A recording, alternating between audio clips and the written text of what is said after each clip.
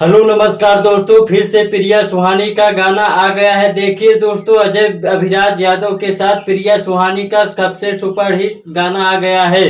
गाने में प्रिया सुहानी क्या कमाल का डांस किया है और उससे भी बढ़कर उसकी एक्टिंग है। इस गाने में कितनी बात करें तो यह गाना भोजपुरी इंडस्ट्री में सबसे अलग है और तहलका मचा देने वाला सॉन्ग है। इस गाने का टाइटल है जिंदगी बसल हो बोतल में। यह गाना काफी अलग है भोजपुरी इंडस्ट्री में। इस गाने को सपना सुहानी ने गाया है। सपना सुहानी प्रिया सुहानी की बहन है। इस गाने में प्रिया सुहानी ने क्या कमाल का डांस किया है और उससे भी बढ़कर एक्टिंग है। गाने की राइटर की बात की जाए तो कब चंद्रशेखर जी ने इस गाने को लिखा है। क्या कमाल का सॉन्ग लिखा है। गाने को म्यूजिक अभिराज ने दिया है। या भोजपुरी में कई गाने में म्यूजिक दे चुके हैं। क्या कमाल का वीडियो है। जो अच्छा लगा वीडियो को लाइक और चैनल को सब्सक्राइब जरूर करें।